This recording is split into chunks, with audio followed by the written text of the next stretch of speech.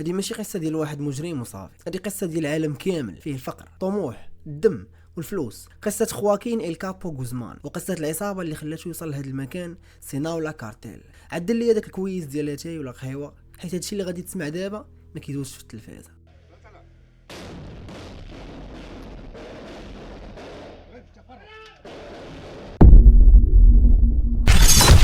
في 4 ابريل 1957 في جبال قاصحه في المكسيك، وفي دوار صغير سميتو لاتشونا، تزاد واحد الطفل ما عنده حتى شي حد في الحياه سميتو خواكين غوزمان. الدار ديالو كانت بسيطه بزاف، العائله كبيره ولكن الفلوس قليله، وبزاف ديال الفوام اللي خاصهم يشبعوا.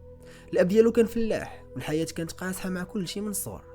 تعلم شنو هي المعاناه، الجوع، الخدمه القاصحه وغياب الفرص. يعني من طبيعه الحال ما كملش قرايته، خرج من المدرسه وهو باقي صغير، خرج باش يخدم ويعاون باه على المصروف. كيف كنقول كيعاون في الارض وكيشوف الناس اللي عندهم فلوس وهو مضارب مع شليلته هو وعائلته. داك الوقت منطقه سينالوا ما كانتش عاديه، كانت معروفه بزراعه الماريخوانا والتهريب ديالها، وكانوا كاينين الناس بلا قرايه بلا مستوى ولكن عايشين مزيان.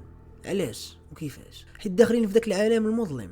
وهنا تبدل التفكير ديال غوزمان. في المراهقه ديالو بدا كيقرب لهذا العالم، ماشي مباشره ولكن خطوه خطوه، دقه دقه.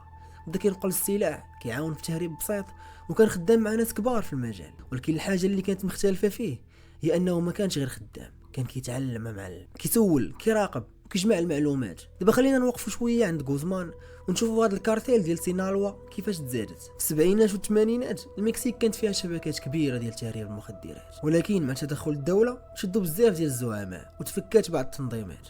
هنا وقع الفراغ، وفراغ القوه ديما كيجبد ناس جداد. من هنا بدات كتشكل مجموعه ديال المهربين في منطقه سينالوا، ناس عندهم نفس الهدف، السيطره والربح.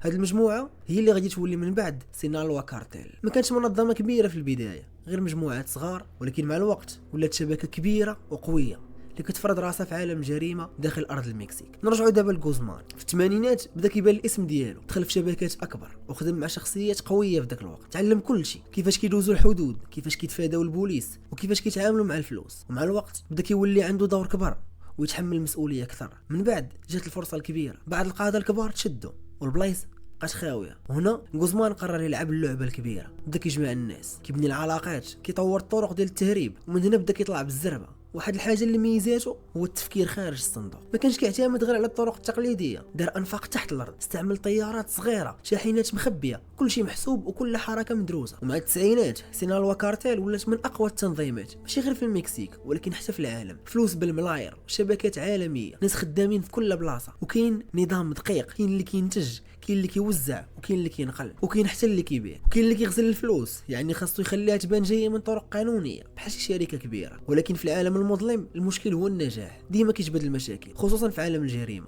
بدات الحروب مع عصابات اخرى، كلشي باغي يسيطر ويفرض نفسه في السوق. العنف كان كبير، ولكن غوزمان بقى كيلعبها بعقله، ماشي ديما بالقوه. في 1993 تشد لاول مره، ركز معايا مزيان، اول مره دخل الحبس والعالم قال سالات القصه. ولكن لا، حتى وهو في السجن بقى كيسير الشبكه ديالو، كان عايش مزيان تقريبا بحال الا ماشي سجين. حتى جا نهار في 2001 وقع الهروب الاول بطريقه غريبه. كاين اللي قال خرج في واحد العربه ديال الغسيل، وكاين اللي قال كانت مساعده كبيره من الداخل. المهم هرب، ومن بعد الهروب رجع قوى من قبل، وسع الشبكه ديالو وزاد في النفوذ، ولات المطارده ديالو دوليه ماشي غير داخل اطار المكسيك. سنين وهو هربان، كيبدل البلايص، كيهرب من البوليس. في 2014 شد مره اخرى، وهنا كلشي قال بلي هذه هي النهايه ديالو ديال بصح. ولكن في 2015 وقع واحد الحدث اللي صدم العالم كامل.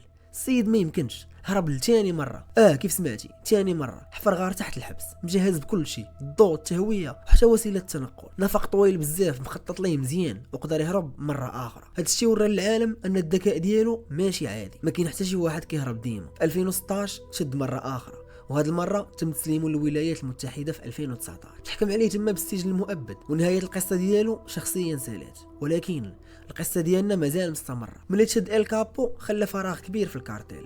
الناس كاملين تسائلوا شكون غادي يعوضوا. الجواب ما كانش بسيط، حيت الكارتيل ماشي شركه فيها مدير واحد، ولكن شبكه كبيره فيها عده رؤوس. ومن هنا طلعوا لوس كابيتوس، ابناء الكاب، من بينهم اوفيديو.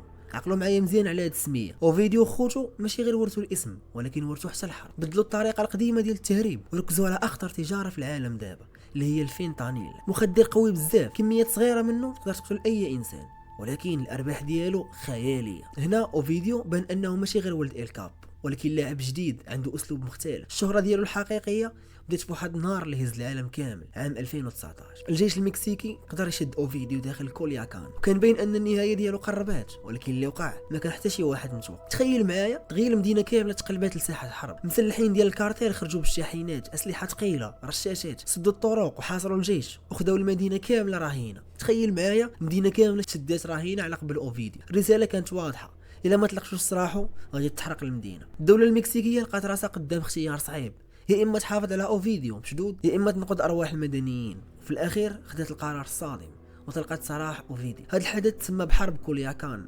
وكان دليل واضح ان ابناء الكابو باقين اقوياء بزاف، ولكن هذه القوه ما بقاتش ديما. في 2023 الجيش رجع، ولكن هذه المره كان مستعد اكثر. عمليه عسكريه كبيره، اسلحه ثقيله، طائرات، حصار كامل، والنتيجه تم القبض على اوفيديو مره اخرى، ولكن بثمن غالي. عدد كبير من القتلى وفوضى كبيره في المدينه، ومن بعد تسلم للولايات المتحدة بحال الاب ديالو باش يتحاكم على واحدة من اخطر الجرائم، تهريب الفينتانيل. ولكن القصة ما سالاتش هنا، حيت السؤال الكبير باقي مطروح: واش ابناء الكابو غادي يكملوا الطريق، ولا الكارتيل غادي يتقسم ويتفكك؟ حيت كاين واحد اللاعب خطير اخر، اسماعيل زامبادا غارسيا، اللي مازال كيتحكم في جزء كبير من العصابه. وهادشي كيوضح ان حكايه هذه القصه باقيه مستمره معنا، حيت ماشي مرتبطه بشخص واحد، وانما هي شبكه، وكل مره كيتبدلوا الناس النظام كيبقى. اذا وصلتي لحتى لهنا قول لنا الراي ديالك في كومونتير، وشنو تبغي يكون موضوع الفيديو الجاي. كان معكم كافيين، ما تنساش دير لايك، سبسكرايب، وضرب طليله على باقي المحتوى.